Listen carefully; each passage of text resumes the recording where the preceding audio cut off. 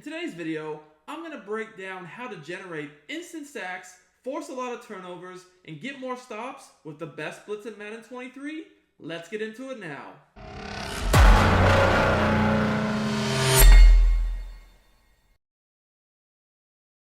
YouTube, what is up? It's your boy Duke, back here from sportsgamers.com. And in today's Madden 23 tip video, I'm going to break down the dime normal formation from the 4-6 playbook on defense. This defense has the best blitz in the game, and it's the new meta defense out there because in only 2 simple steps, you're going to be able to generate unstoppable pressure while still stopping the run and playing lockdown coverage.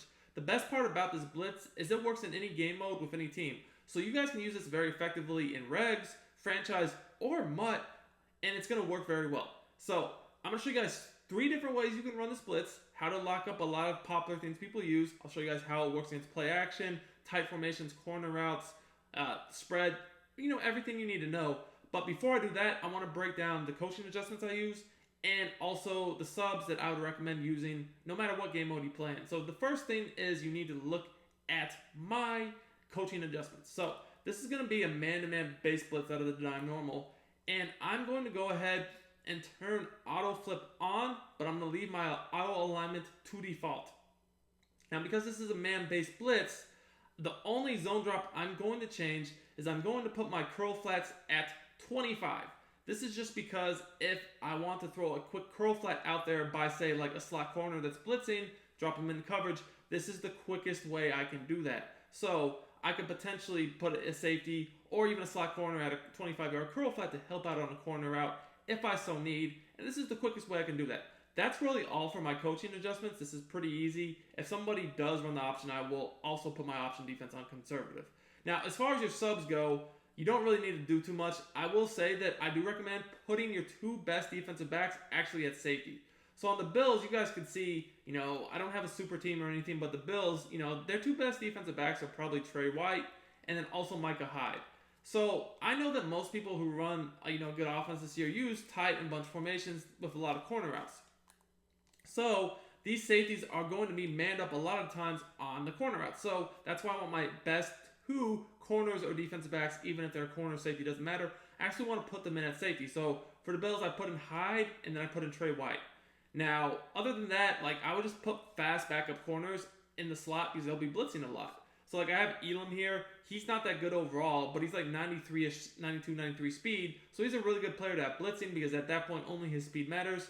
And same thing with this Benford guy. On regs, he's somewhat fast for backup, but he's not very good. But again, because he's mostly going to be blitzing, it doesn't matter. As for your outside corners, put your second best, defensive backs there. So for me, Poyer and Johnson, they're my third and fourth best players in the secondary behind White and Hyde, so they're going to go there. Now, as far as this guy, you're going to be using the inside linebacker, the sub linebacker, so I recommend to put your fastest backup safety with the best height there so you can use him. Now, the play we're going to look at is this DB Blitz 0. I've been running this blitz all year really with different ways. There's a new way I'm running it, which is an absolute glitch, and it's going to lock down all the meta stuff you see online. Now, if you do play MUT, just quickly I want to go over abilities. What I'd recommend doing right now is there's a lot of players right now that have a discounted inside shade. If you're enjoying my free YouTube content, I highly recommend checking out sportsgamers.com. This is where I post all my premium content for Madden 23. I have offensive and defensive ebooks, schemes, plus I do 4 to 6 premium tips every week in the Madden Vault to keep you guys ahead of the game. Our best offer yet is the Sports Gamers Madden VIP membership. This is the best Madden membership anywhere on the net, the best content at the best price. You get access to the entire site for only $24.99. This means all of our ebooks, all of our Madden Vault tips, plus you even get access to our meta reports and our exclusive VIP members only community. I also do one-on-one coaching as well for you guys that are interested in that.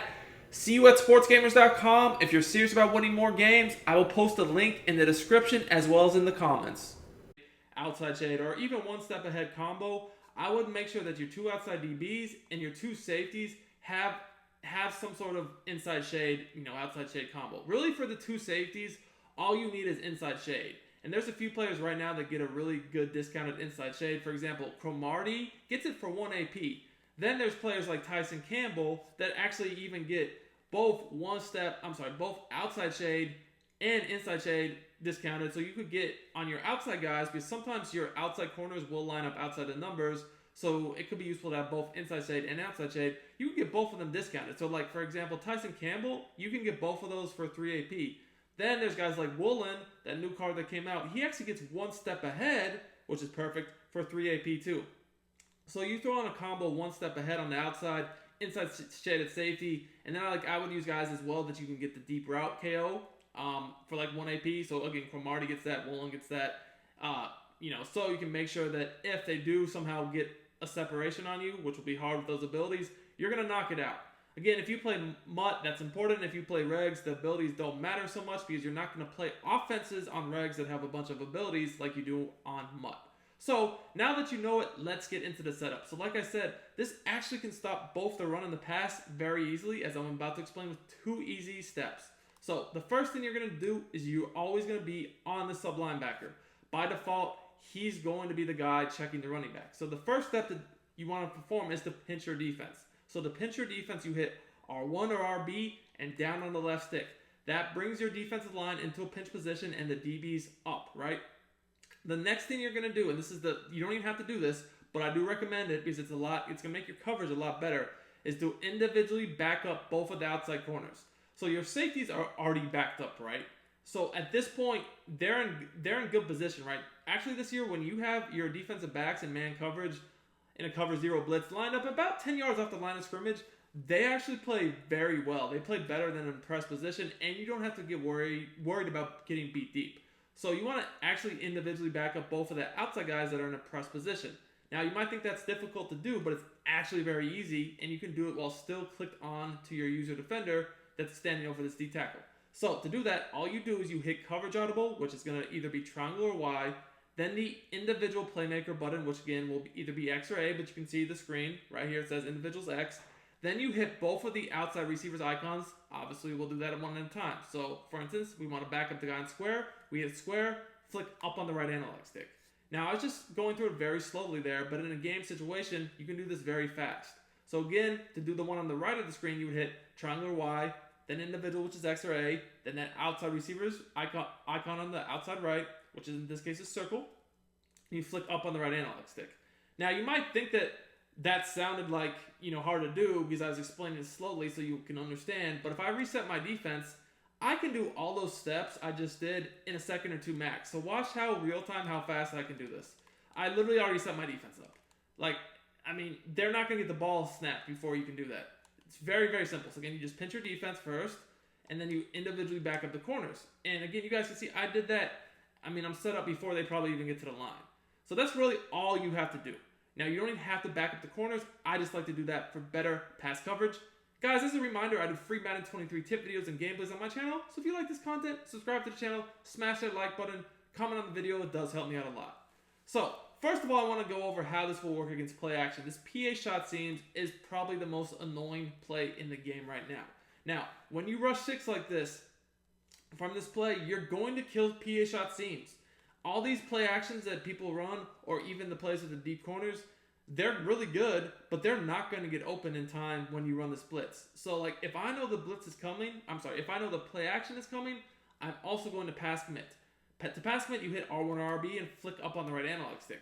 Now, I only do this if I know the play action is coming, because if they could just run a regular pass or run, you don't need to do that, only for play action. But if they do run the ball this year, pass commit could hurt you. So make sure you only do this if they're going to run a play action. And if you guys see that they run a play action, all you do is you just take your user, you stand over this D tackle, you kind of run up for a split second of the snap, and you just drop back in coverage.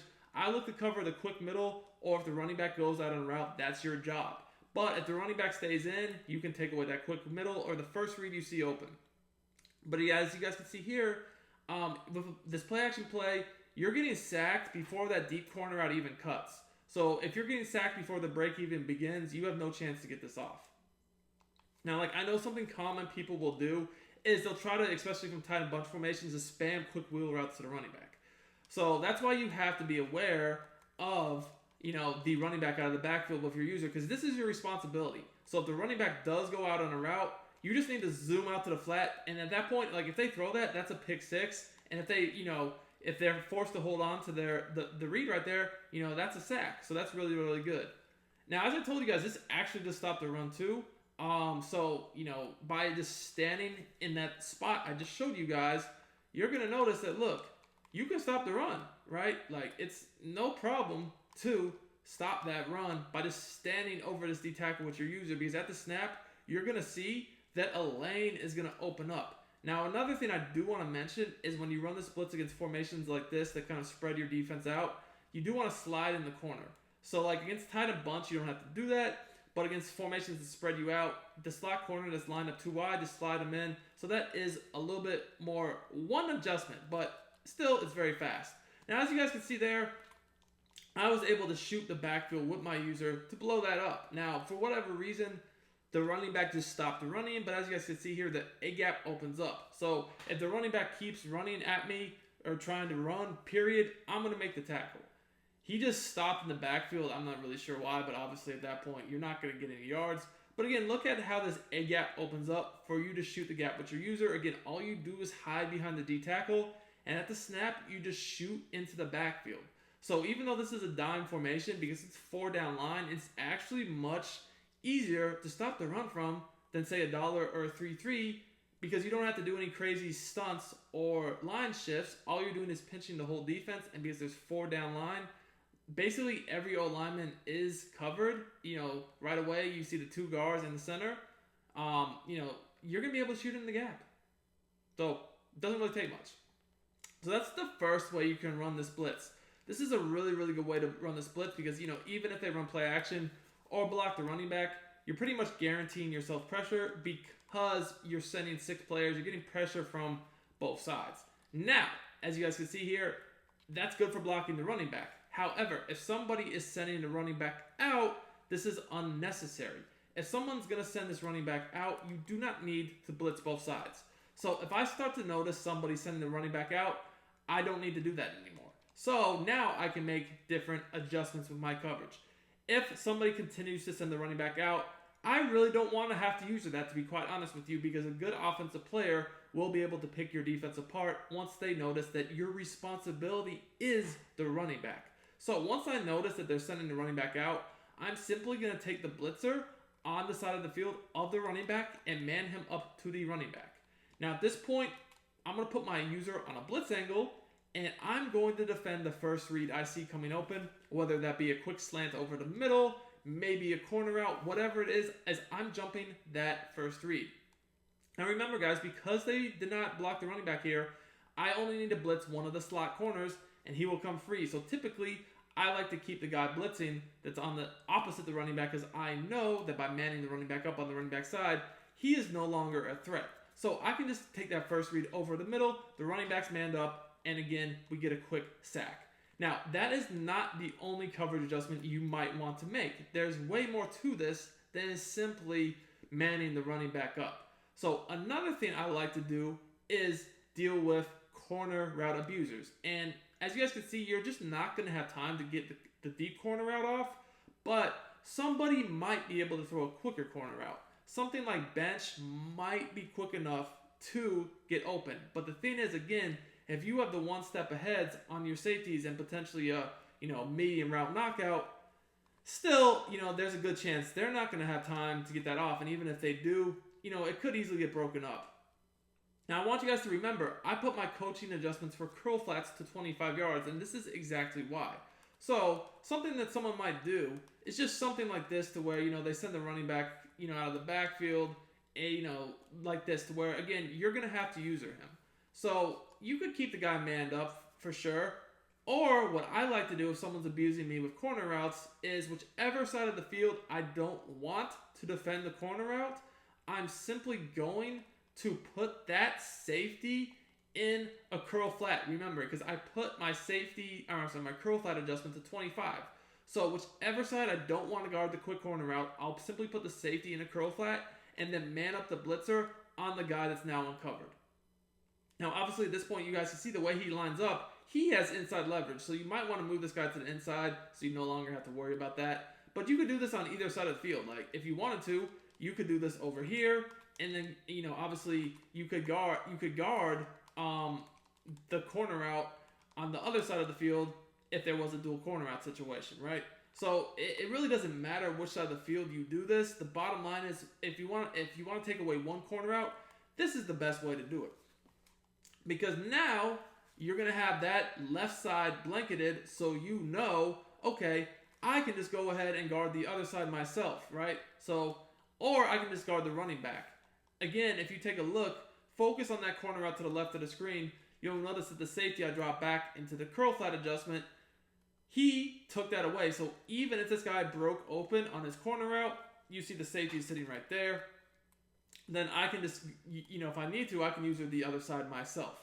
Another thing you guys could do is simply go ahead and drop deep zones. So if your opponent is not on a hash and they can't do a non-motion street corner, maybe they're just running a bunch of man beaters, one thing you could do is simply just put that guy over there in a deep zone. Right? Now, when you put him in a deep zone, you know that by doing that, again, he's going to break on that corner route. So I no longer have got to worry about that. So because I did this, if someone was able to, again, kind of just do something to where I would be responsible for one side, they're sending the running back out, I only need to rush 5, I don't have to guard any corner routes here, because over here, the deep zone would guard him, and over here, the purple zone would guard him. So again, I can just kind of look over the middle of the field, see if I see one of those receivers maybe cutting on a post or a slant, the running back going out of the backfield, all those different things I can look for, and again, they're going to have to make a quick read here. You might think to yourself, well, you're giving up that quick out route on the left of the screen, maybe someone can come over the middle on a slant, but again, they're forced to make a quick decision here, and as the user, those things I just mentioned are my job. Right, so maybe one play they hit that out route on the left I just gave up, because you can see the deep zone will drop under the corner.